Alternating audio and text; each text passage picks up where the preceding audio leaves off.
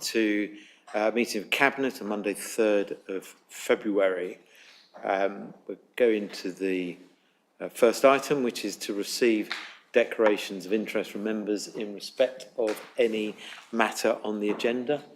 If anyone wishes to indicate, I see none.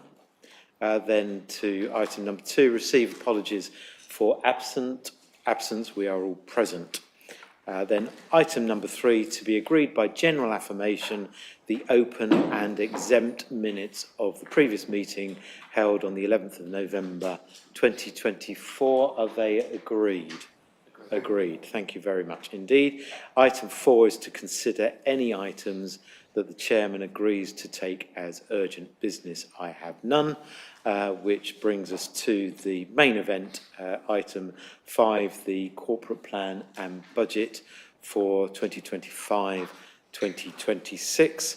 Before I go to officers to introduce this report, I'd like to welcome Councillors Gary Marsh and Cornish, who are attending, and invite, firstly, Councillor Marsh, whether you want to.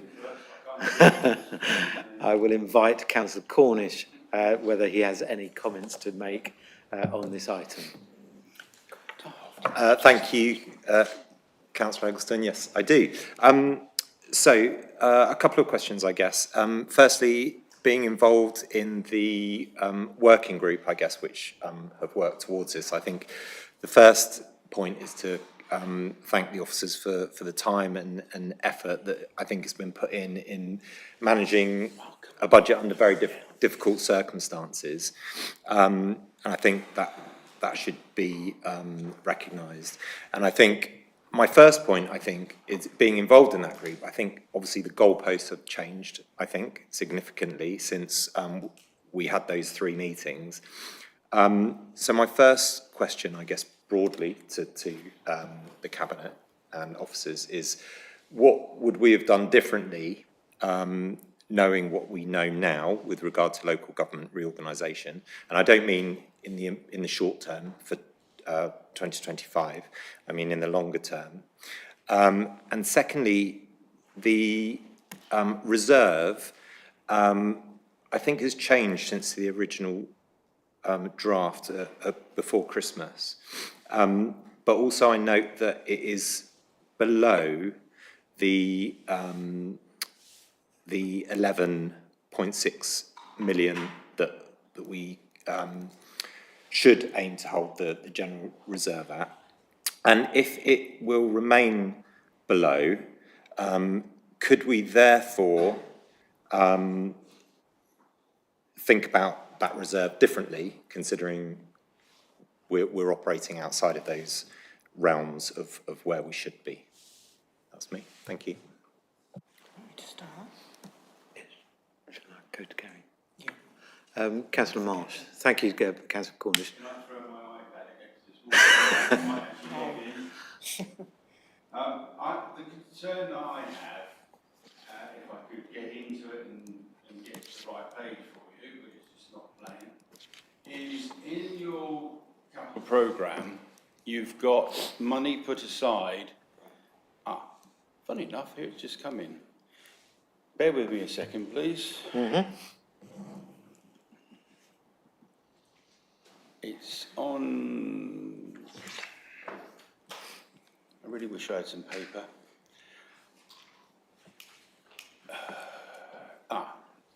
Don't even tell me what page it is. It's the proposed programme in hundreds of thousands, I assume this is. And there's a couple of questions I would like to know.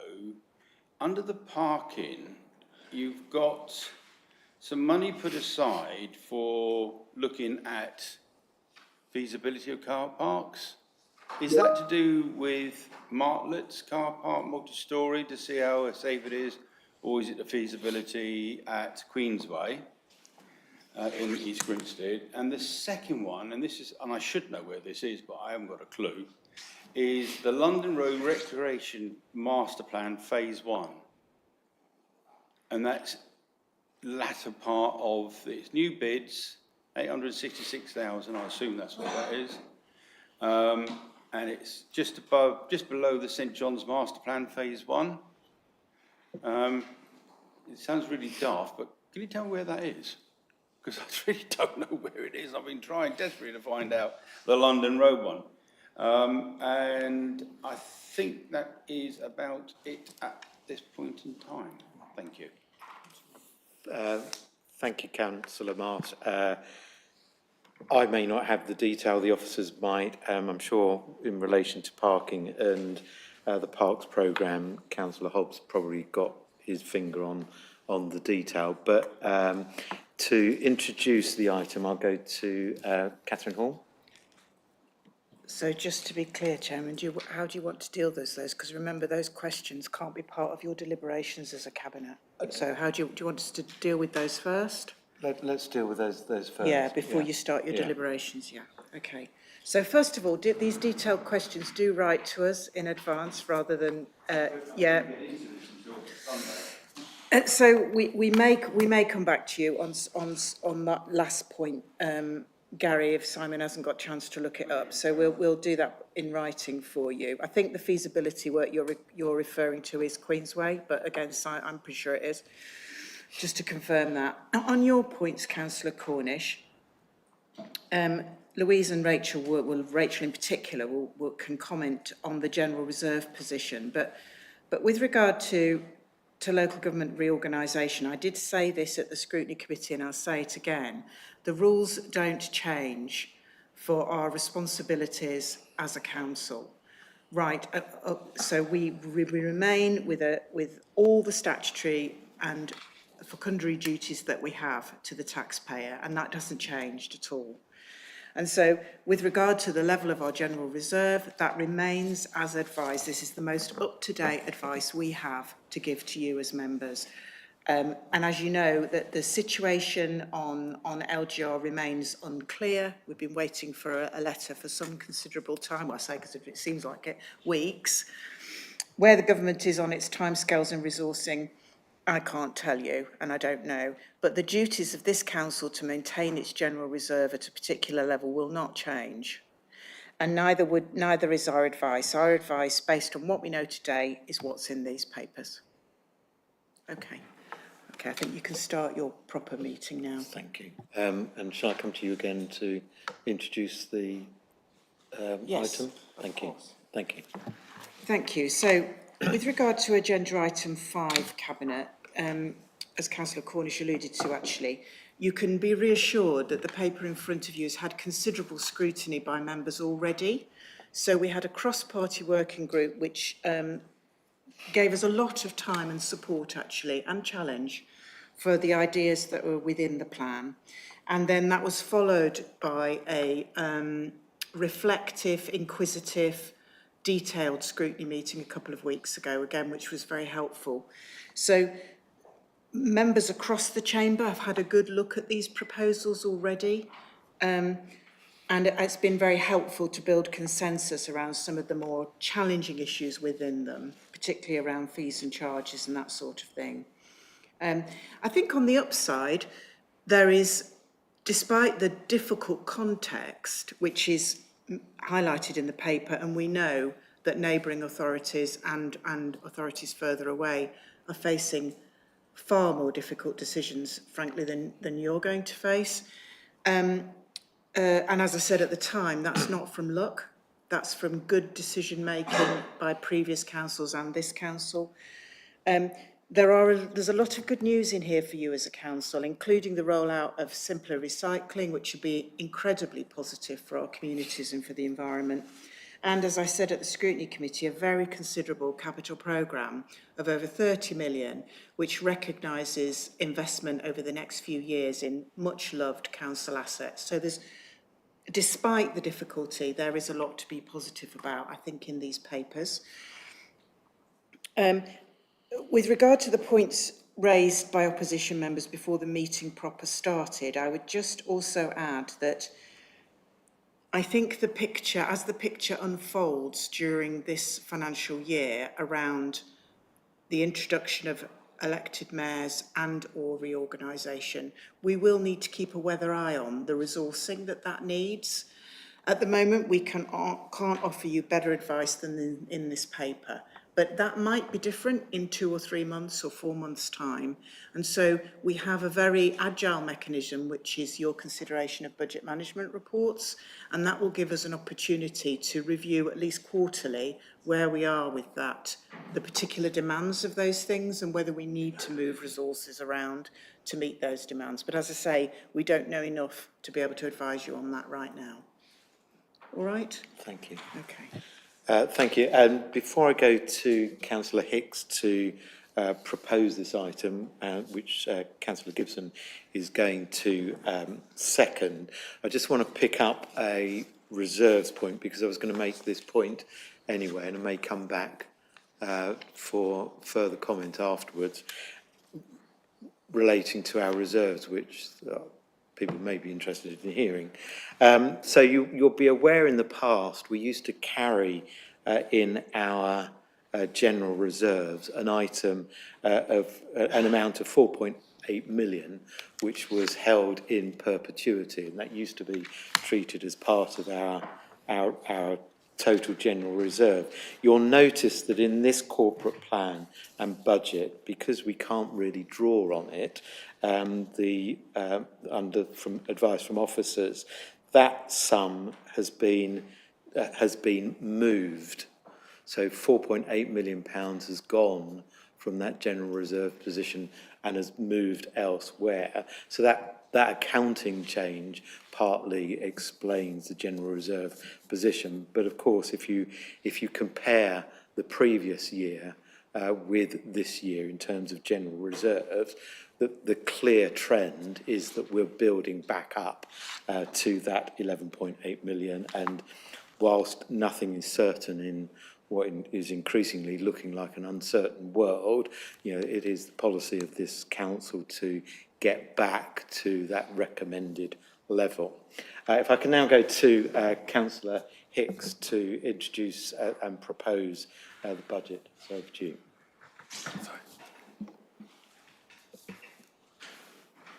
So, thank you, Chairman. I'm pleased to propose the 25-26 corporate plan for approval, noting it is based on delivering for our residents, maintaining or enhancing existing services, and is supported by a balanced budget, albeit the Council is having to use a relatively small amount of reserves to make up a shortfall, but this is at a much lower level than originally anticipated in previous drafts of the budget. And I'd like to thank officers for their diligence in preparing this plan and the associated budget, as well as the Scrutiny Committee for providing their feedback and unanimously supporting the budget proposals. This is against a background where inflation and demand-led costs continue to be a challenge for the Council, as well as changes to the funding regime that make it difficult to plan ahead. Achieving a balanced budget has required difficult decisions on fees and charges, as well as planning for improved efficiency by reducing costs where this is achievable. At the same time, the Council has been able to protect services so that, unlike some other authorities, as the Chief Executive pointed out, it is not having to look at painful decisions to make cuts. And this highlights the Council's strategy of working with partners to deliver services based on value for money, and means that Mid-Sussex residents continue to benefit from relatively low council tax, which is the third lowest in Sussex. Indeed, it's 26% below the average charge for district councils in Sussex. The corporate plan confirms an ambitious capital programme which continues to invest in our parks, in temporary accommodation, and to support simpler recycling, including the new depot, and on the basis that this will also create future efficiencies. And all these projects are fully funded, so we continue to be in the fortunate position of having no borrowings. Within this budget, the Council continues to be prudent in managing its reserves, noting, as highlighted in the medium-term financial plan, the likelihood after 25-26 of reduced government grant funding, as well as implementation of the plan changes to business rates, which are forecast to reduce our income by a third. I would therefore highlight the forecast deficits from 26-27 that represent a significant challenge for future budget making. The corporate plan therefore proposes in the forthcoming year sizable one-off income is allocated to the general reserve to ensure that this is available to be able to protect services, as has been highlighted by previous questions, and which we will need to implement any changes as they're required. I therefore commend the corporate plan and the budget for approval. Thank you, Councillor Hicks. Any other colleagues wish to speak before I go to Councillor Gibson, or shall I go to Councillor Gibson now? Councillor Gibson.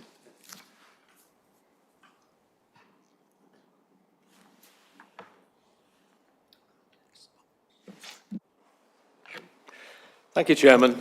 I'm very delighted to second this budget, and I would like to make just a few comments before covering primarily the areas of the portfolios that are my direct responsibility. I would like to start by just an observation that when we talk about reserves and the way in which we've been topping them up, we haven't mentioned that this is the last year of the New Homes bonus. And I think that is significant. This council has treated the New Homes bonus as a windfall. Other councils have baked it into their revenue budget. And I think our approach has been the better one in terms of the way forward now, that those who have treated it as a guaranteed income will be finding even bigger holes in their budgets. I want to highlight in particular our support for homelessness. That is a statutory duty, but our record is exemplary.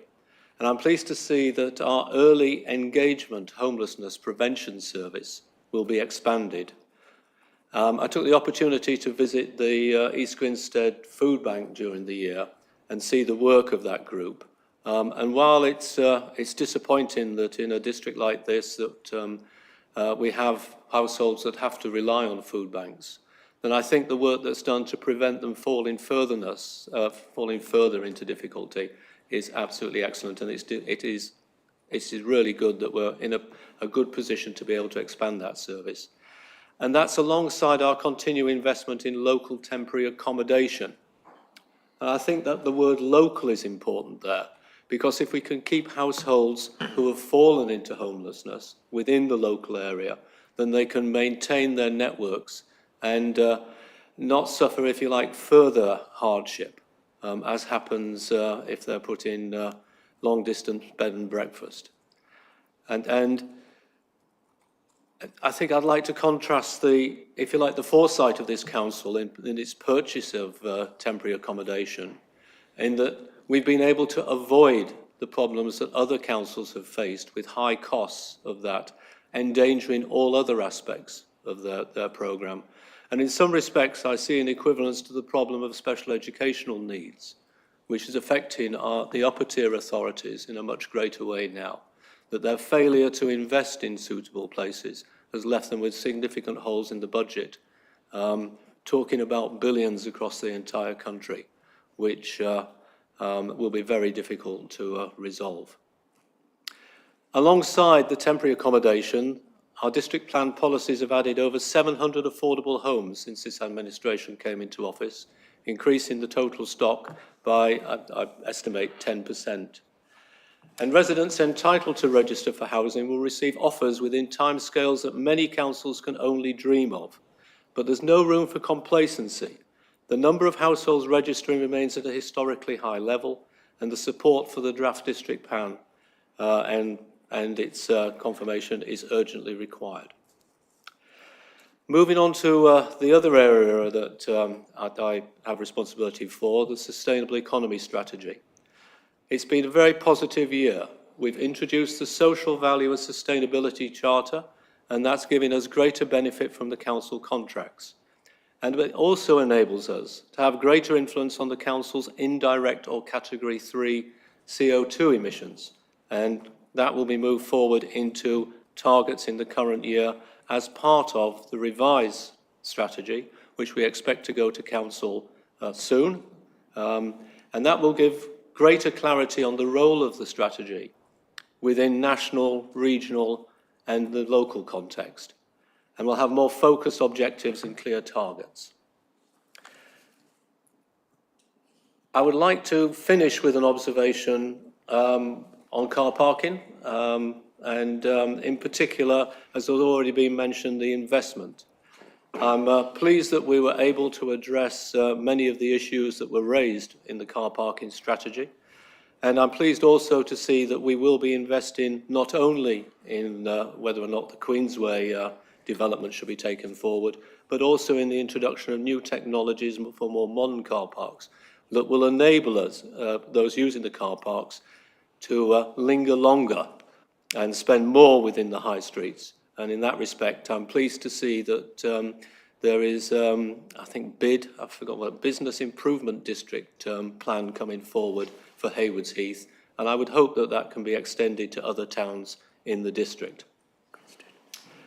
I think I'll finish there, but just take a moment to commend the work of officers and also the scrutiny committee members. The scrutiny committee was politically balanced. What we've got here is a very good budget, one that can carry us forward through what's going to be a difficult year and with many change. So thank you, Chairman. I'll finish at that point. Thank you. Any other contributions? I'll wrap this up. You'd like to use your buttons. Thank you. I have pressed my button, and I'd just like to reflect on 3 areas of the budget, really, that fall within my portfolio and are going to be somewhat revolutionary, I think, certainly the first 2. So the first one is in the area of waste collection, and over a number of years now, this council has learnt through its trials that 123 has proved to be both the most effective in terms of keeping recycling numbers high, but effective in terms of, from a cost perspective, in terms of delivering a food waste collection on a weekly basis. And, you know, we know that in November and December this year, we will commence the rollout as the first of the 7 districts within West Sussex to be taking weekly food waste collection. There is, of course, a requirement from government to deliver this, but there will be a significant environmental benefit, and but the council will take significant financial costs to deliver that service. The cost of 140,000 in-house caddies and bins, new vehicles to collect that waste in, the new staff to operate those vehicles and to manage the rollout, and a new depot in the north of the district, which comes with a £1.4 million price tag to improve. So whilst the government has funded some of the capital costs and has provided some funded from the extended producer responsibility for packaging to offset our ongoing costs, there is no future clarity for the day-to-day revenue that it will cost us to run the service and how that will be covered. In another area, I'm really pleased that we continue our investment in parks and open spaces, and as well as the 3 existing master plan parks that will be delivered in the next few months, £1.2 million in Pease Pottage, £851,000 at Mount Noddy, £743,000 at Victoria Park. We now have added a further 2 investment projects, that's St John's Park in Burgess Hill and London Road Recreation Ground in Hassocks. So £563,000 in the budget for St John's and £866,000 for Hassocks, and that's all funded by developer contributions. They've been collected from developments over a number of years, but we're now at a scale where those projects can be pushed forward with serious improvements at those locations. Furthermore, we're soon to start work at Hickman's Lane Pavilion.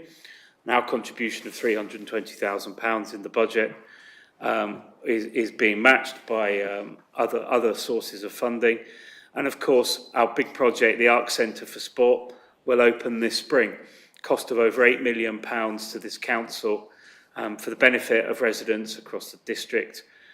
Bookings are now being scheduled by our operator Places. So that's really good to see that coming forward.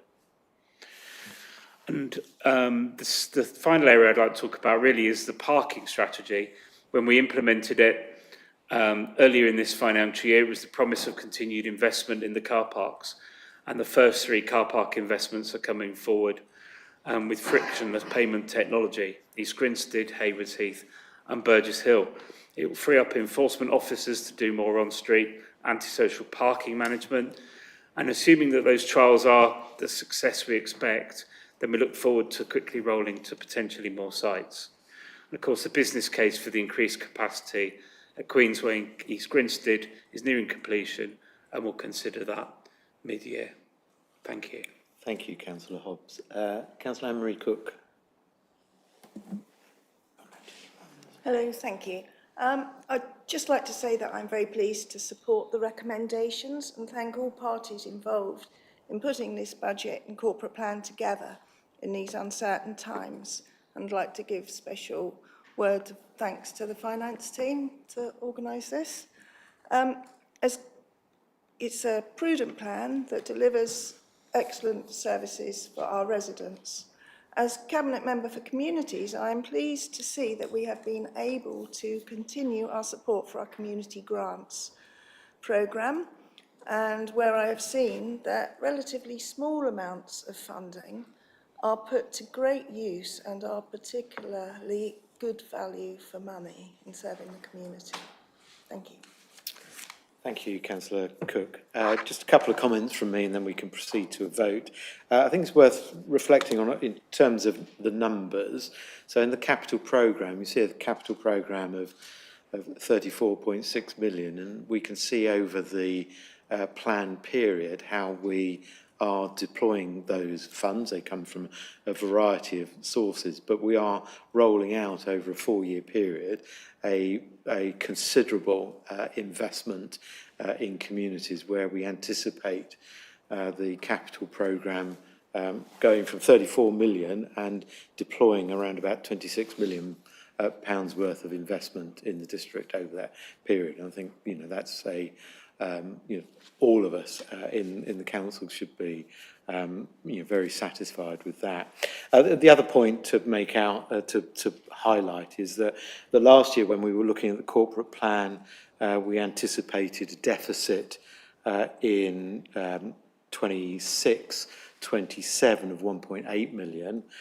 Now in this corporate plan, because of some of the decisions we took last year and the decisions we're taking this year, the 26-27 deficit is forecast to be 1.1 million. And in 27-28, last year, the forecast deficit was 1.79, 1.8 million, and we're now forecasting 1.17 million. So that shows a considerable amount of effort on behalf of members, but in particular officers, in managing not just the services that we run, but also how we design those services to get best value for money out of the organisation. And you know, we are really fortunate in having officers who commit themselves to doing that work.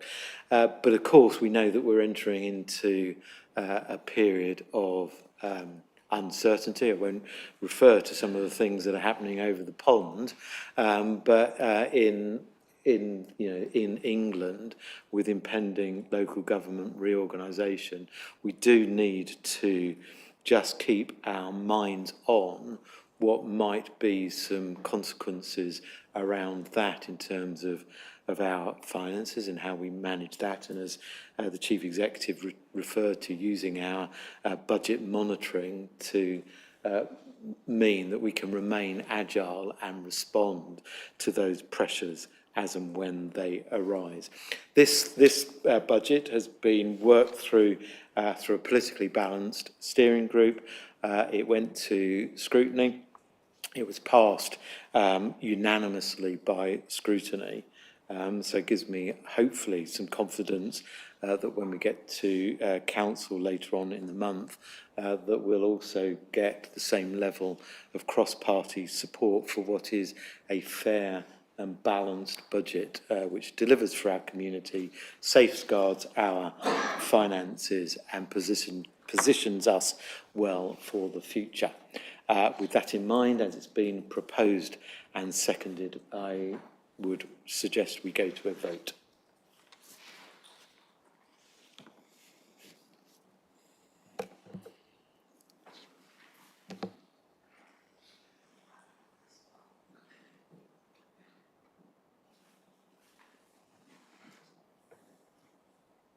And that's duly carried unanimously. Thank you very much indeed. That is the item on the agenda. There is no further business, and I may draw this Cabinet meeting to a close. Thank you very much, everybody, for your kind attendance. Thank you.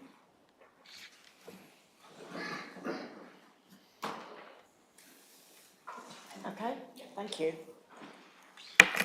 Done.